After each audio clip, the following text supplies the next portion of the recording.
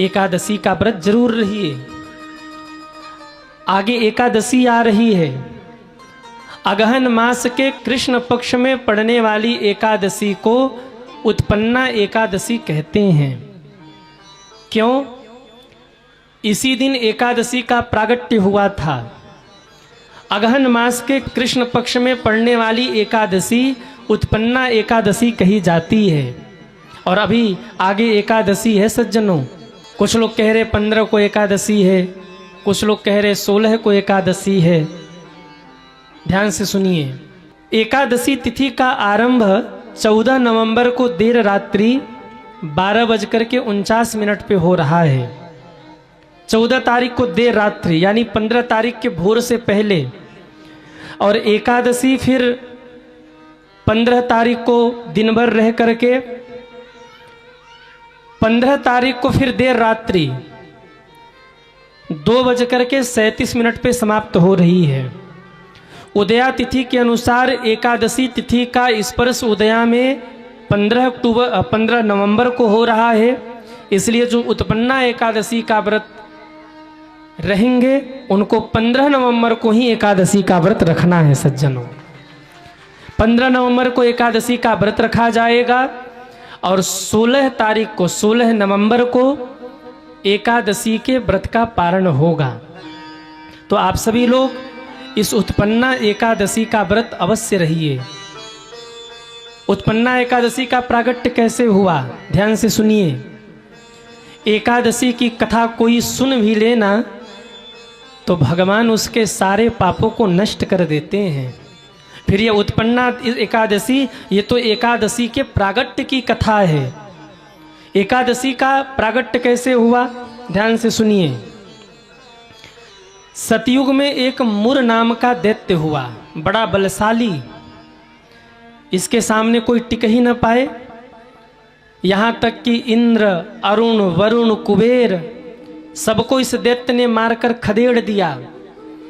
सब मारे मारे फिरने लगे। स्वर्ग के सिंहासन पर जाकर मुर बैठ गया और वहां राज्य करने लगा। सारे देवता मारे मारे फिरते रहे। फिर एक दिन सब के सब देवता भोले बाबा के पास पहुंचे। बाबा, मुर नाम के दैत्य ने बड़ा आतंक मचाया है, कृपा करके उसका वध करिए। शंकर जी ने कहा, मैं मुर का वध नहीं कर सकता। मुर का वध तो भगवान विष्णु करेंगे, उनकी शरण में जाइए। सारे देवता ने मिलकर भगवान विष्णु को पुकारा, भगवान इस पापी का अंत करिए, पाप बढ़ रहा है। भगवान ने कहा, मैं जानता हूं मुर पापी है और उसका वध जरूरी है, मैं उसका वध करूंगा, आप लोग निश्चिंत रहिए। और कहते भगवान युद्ध के लिए तैयार हुए। भयंकर युद्ध हुआ। भगवान के ऊपर तो प्रहार कर नहीं पाता, पर जब भगवान कोई अस्त्र शस्त्र छोड़ते ना तो उसके वरदान के कारण वो अस्त्र शस्त्र ऐसे उसे जाके लगता जैसे कोई उसके ऊपर फूल फेंक रहा हो, स्वागत कर रहा हो। मारा ही न जाए। 10,000 वर्ष तक युद्ध चला। भगवान विष्णु को थोड़ी सी थकान महसूस हुई। भगवान ने कहा, हम थोड़े से आराम कर लें, फिर युद्ध करेंगे। भगवान विष्णु गुफा में विश्राम करने चले गए। मुर ने सोचा इस समय विष्णु योग निद्रा में है, मैं उसे मार दूं। और मुर मारने के लिए गया गुफा में भगवान को। भगवान योग निद्रा में सो रहे थे। कहते हैं उसी समय भगवान के शरीर से एक प्रकाश पुंज प्रकट हुआ और उसमें से एक देवी का प्रागट्य हुआ। और उस देवी ने केवल अपने एक प्रहार से मुर नाम के दैत्य का वध कर दिया। सज्जन, इतने में भगवान उठ करके बैठे, प्रसन्न हो गए भगवान। भगवान ने कहा, देवी आपने मुर नाम के दैत्य का वध किया है, इसलिए जाइए, आज से दुनिया के लोग आपको उत्पन्ना एकादशी के नाम से जानेंगे। और आप हमें परम प्रिय हैं, क्योंकि हमसे ही आपका प्रागट्य हुआ है। आज से हमारे समान ही आपकी भी पूजा होगी। जो जो लोग हमारी पूजा करते होंगे वो लोग आपकी भी पूजा करेंगे। हे देवी, जो भी विधि विधान के साथ एकादशी का व्रत रखेगा उसके पूर्व के सारे पाप मैं नष्ट कर दूंगा और बिना किसी रोक टोक के वो सीधे भगवान के धाम जाएगा, मेरे धाम जाएगा, मुक्त होगा वो। ये मेरा आशीर्वाद है आपको। और तब से एकादशी की महिमा बढ़ गई सज्जनों, क्योंकि एकादशी को भगवान ने आशीर्वाद दे दिया। एकादशी का व्रत अगर आप नियम से रखते हैं ना, तो इस संसार में कोई ऐसी वस्तु नहीं है जो आपको भगवान न प्रदान करे, बिना मांगे दे देंगे। और एकादशी का व्रत कभी अपने लिए मत करिए। एकादशी का व्रत करके एकादशी के व्रत के फल को भगवान के ही चरणों में समर्पित कर दीजिए। प्रभु, ये आपके चरणों में समर्पित है, उसका फल और बढ़ जाएगा। क्या चाहिए आपको? भाव से एकादशी रहने लगिए, भगवान सब प्रदान कर देंगे। और एकादशी की महिमा वो जानते हैं जिन्होंने एकादशी का विधि के साथ में व्रत किया हो। बिन मांगे भगवान सब कुछ देते हैं, भंडार भर देते हैं। उनसे जाकर पूछना, जो एकादशी का व्रत रखते हैं, क्या मिला आपको? इतना आनंद मिलता है एकादशी का व्रत रख करके, क्या कहा जाए। पर विधान के साथ में रखिए। आप कहेंगे गुरुजी एकादशी का व्रत हम कैसे रहे? कई लोगों को यह भी नहीं पता कि एकादशी रहा कैसे जाए। मैं आपको बता रहा हूं, ध्यान से सुनिए। एकादशी से एक दिन पूर्व यानी द्वादशी को थोड़ा एक दिन पूर्व दशमी को थोड़ा कम भोजन करिए। थोड़ा सा कम भोजन करेंगे तो अगले दिन भजन में मन लगेगा। और चावल तो एक दिन पहले से ही छोड़ देना है। 3 दिन चावल, 2 दिन आपको चावल नहीं खाना है। एक तो एक दिन पहले और एक एकादशी को। शाम के समय थोड़ा कम भोजन करिए, चावल बिल्कुल नहीं लेना। चावल में एकादशी के दिन सारे पाप आके रहते हैं। मैं कई बार कह चुका हूँ, अपने घर में आप एकादशी के दिन चावल मत बनाइए और एक दिन पहले भी घर में चावल बंद कर दीजिए। चावल में सारे पाप आके निवास करते हैं।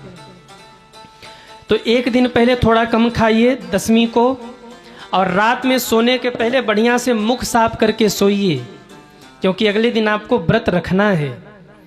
एकादशी को सुबह आप उठिए, स्नान करिए। स्नान करने के बाद हो सके तो पीले वस्त्र धारण करिए, क्योंकि मेरे भगवान विष्णु को पीले वस्त्र बहुत प्रिय हैं। एक सुंदर सी चौकी पर वस्त्र बिछाकर भगवान को बिठाइए, उनको स्नान कराइए। और खुद भी हो सके ना तो गंगा स्नान या यमुना स्नान आप करिए। अगर नदी बगल में हो तो आप गंगा यमुना स्नान करिए। आप कहेंगे महाराज जी अगर गंगा यमुना दूर हो तो घर बैठे गंगा यमुना स्नान का फल कितने लोग चाहते हैं वो हाथ उठाएं, जो चाहते घर बैठे गंगा यमुना स्नान का फल मिले।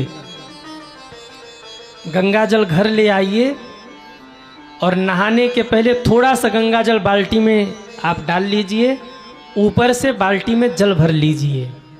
वो पूरी बाल्टी ही गंगा जल बन गई सज्जनों। हाँ, अगर आप जल भर के ऊपर से गंगा जल डालेंगे तो गंगा जल नहीं बनेगा।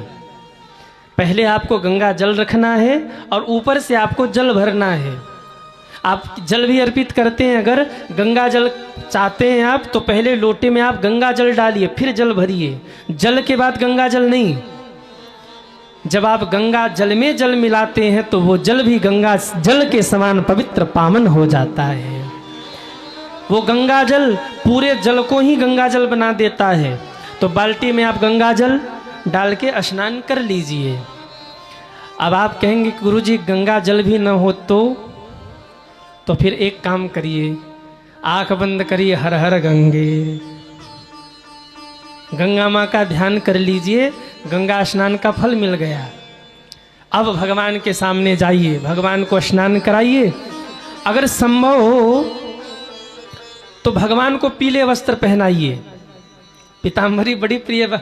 आप लोग ये तो नहीं सोच रहे गुरुजी पूजा पाठ बता रहे हम लोगों को, नहीं, ध्यान से सुनो, ये सब चीज जाननी चाहिए, खास करके आजकल के युवा लोगों को, क्योंकि वो घर वालों की बात तो सुनते नहीं।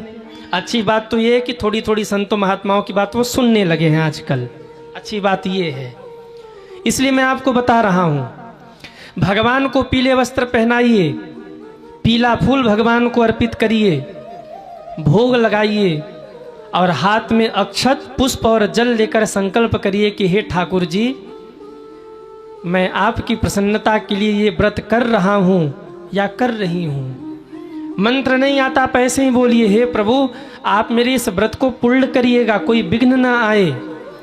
पूरे दिन भर मैं कोई ऐसी बात न बोलूं कि किसी को कष्ट हो, किसी की निंदा चुगली न करूं, पाप न करूं, अधर्म न करूं, और मेरे इस व्रत को निर्विघ्न आप पूर्ण करिएगा।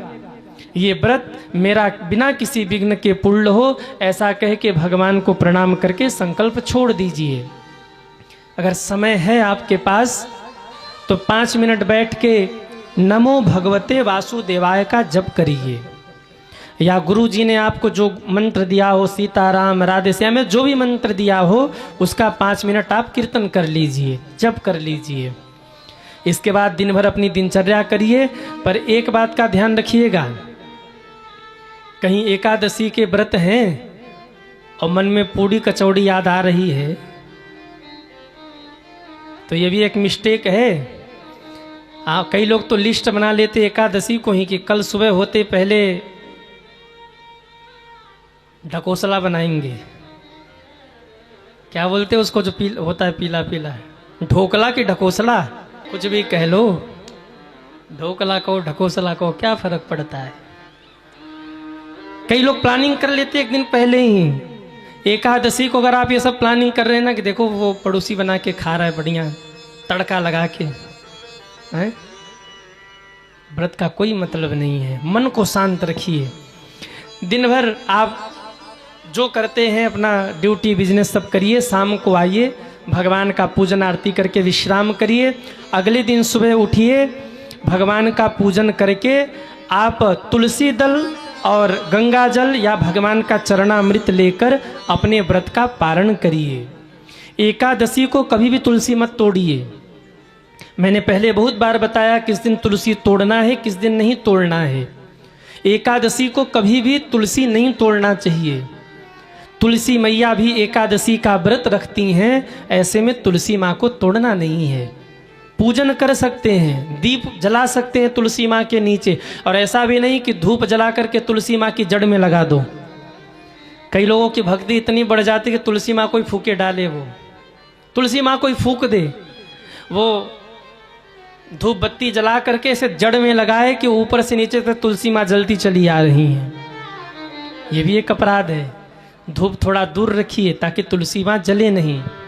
अच्छा, कई लोग तुलसी माँ के गमले को धूपदानी बना के रखते हैं। तुलसी माँ के गमले को धूपदानी बना के रखते हैं। धूप जलाया, तुलसी माँ के नीचे ले जाके गाड़ दिया, अब तुलसी माँ की टहनियाँ जल गई, नहीं, दोष लग जाएगा। थोड़ी दूर आप लगाइए और पूजन संपन्न करिए। आप तुलसी तोड़ना नहीं है, पर तुलसी का पूजन करना है आपको एकादशी को। इस प्रकार से आप अपने व्रत को पूर्ण करिए और दिन भर एकादशी के दिन किसी को अपशब्द मत बोलिए, किसी को कुछ ऐसा मत बोलिए कि उसको कष्ट हो जाए। 5 ज्ञानेंद्रिय, 5 कर्मेंद्रिय, 1 मन, 11 हुए। इन 11 पर ही कंट्रोल कर लेना एकादशी का व्रत कहा जाता है सज्जनों, एकादशी का व्रत कहा जाता है। एकादशी को चावल मत खाइए, पर द्वादशी को चावल जरूर खाइए। एकादशी को चावल नहीं खाना है, पर द्वादशी को आपको चावल जरूर खाना है। आप नहीं भी खाते 4 दाना लेके खा लीजिए, पर जरूर खाइए। बिना चावल द्वादशी को खाए एकादशी का व्रत पूर्ण नहीं होता, इसलिए चावल अवश्य खाइए। मैं फिर निवेदन करूं, कोई व्रत रहिए न रहिए, एकादशी का व्रत जरूर रखिए सज्जनों। महीने में 2 ही दिन तो एकादशी आती है, एक कृष्ण पक्ष की, एक शुक्ल पक्ष की। अगर 2 दिन समोसा न भी खाओ तो क्या घट जाएगा? अगर 2 दिन आलू के पराठे और वो टिक्की और क्या उसको बोलते पकौड़ी 2 दिन न भी खाओ तो क्या बिगड़ जाएगा? अगर 2 दिन समोसा और पकौड़ी छोड़ने से भगवान मिल जाते हो तो छोड़ देना, घाटे का फायदा नहीं है। घाटे का सौदा नहीं, फायदे का सौदा है। अगर 2 दिन व्यंजन छोड़ने से, मात्र महीने में 2 दिन, और स्वास्थ्य के लिए भी तो अच्छा होगा। 30 दिन तो खा ही रहे हैं, 2 दिन कम कर दीजिए, 28 दिन खाइए, 2 दिन व्रत रख लीजिए। 2 दिन आप व्रत रहेंगे तो शरीर भी स्वस्थ रहेगा और भजन भी बनेगा। सज्जनों देखो, हम बहुत पाप करते रहते हैं, और अगर एकादशी का व्रत करते रहेंगे तो सारे पाप कटते रहेंगे। नहीं तो फिर यमराज भट्ठी जला के बैठे हैं और वो कढ़ैया चढ़ा उस पर, उसमें तेल भी खौल रहा है। जैसे ही जाएंगे उठा के फेंक देंगे, और पकौड़ी की तरह और पूड़ी की तरह बढ़िया छानेंगे और छान के भट्टी में फेंकेंगे, फिर उसमें से निकाल करके नरक में फेंक देंगे। वहाँ नाना प्रकार की यातनाओं को सहना पड़ेगा। आप बताओ, ये यातना सहना है या व्रत करके यही सब काट लेना है? अरे कहो ना, व्रत करके सब यहीं काट लेना है। तो आप सभी एकादशी का व्रत अवश्य करिए। कई लोग कहते हैं हम तो केवल उजले वाली एकादशी रहते, शुक्ल पक्ष की, कृष्ण पक्ष की नहीं रहते। नहीं, दोनों एकादशी रहिए। एकादशी आपके जीवन के सारे पापों को जला करके नष्ट कर देगी और अंत में भगवान का धाम मिलेगा। तो 15 तारीख को, 15 नवंबर को आप सभी को एकादशी का व्रत रखना है। 16 तारीख को पारण करना है। आप सभी को एकादशी की बहुत बहुत शुभकामना। बोलिए एकादशी मैया की जय हो।